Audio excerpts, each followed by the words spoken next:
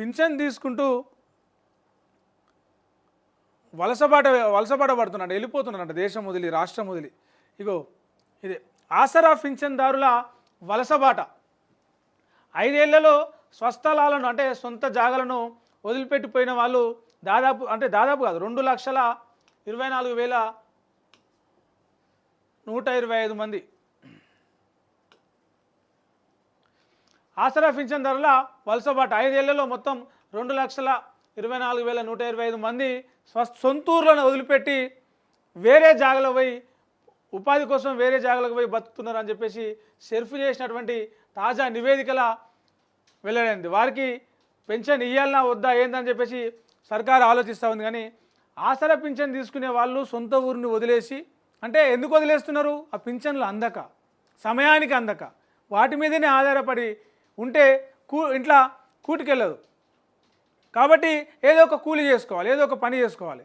ఉన్న ఊరిలో ఉంటే పని దొరికే పరిస్థితులు లేక పట్టణాలకు దగ్గర పట్టణాలు ఏవైతే ఉన్నాయో, దగ్గర నగరాలు ఏవైతే ఉన్నాయో నగరాలకు, లేకపోతే మొత్తమే రాష్ట్రం వదిలిపెట్టి అటు బొంబాయికో మద్రాసుకో ఇంకా బెంగళూరుకో పోయి ఆడ చిన్న చితక పనులు చేసుకొని బతికేటోళ్ళ సంఖ్య ఇగో ఈ 5 ఏళ్లలో 2,24,125 మంది అయ్యారట. మొత్తం రాష్ట్రంలో మొత్తం ఎంతమంది? 42,96,000 మంది ఈ ఆసరా పింఛన్లు తీసుకుంటా ఉన్నారు. ఇందులో సాధారణ పెన్షన్లకు 2,000 ఇస్తే దివ్యాంగులకు 4,000 ఇస్తుంది ప్రభుత్వం.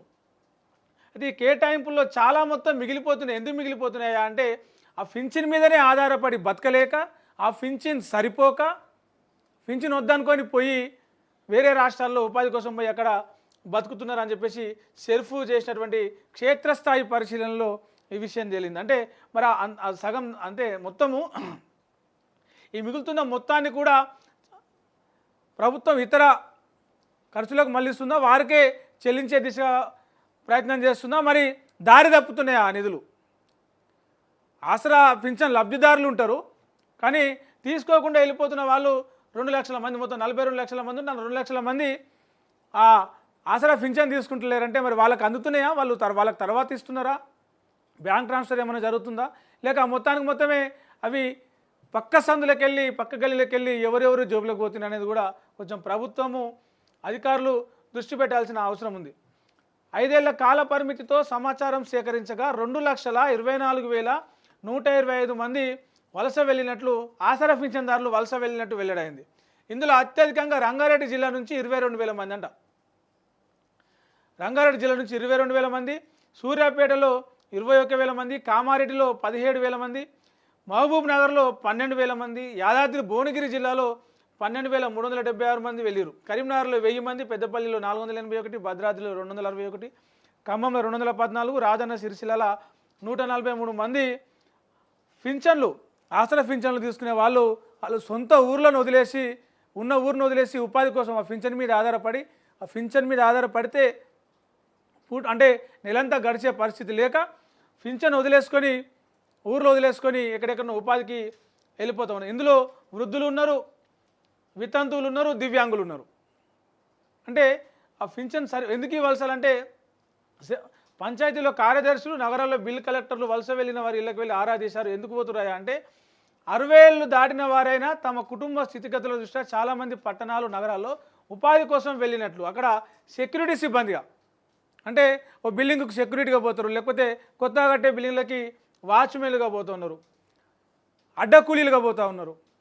ఇళ్ళలో పనిచేస్తారు కదా, పొద్దున్నే వాకిలు ఉడ్చి ఇంట్లో ఆ గిన్నెలు కడిగేసి ఇంత వంట చేసిపోతే ఒక నెలకు ఒక ఇల్లు 4,000 5,000 అట్లా ఇస్తుంటారు.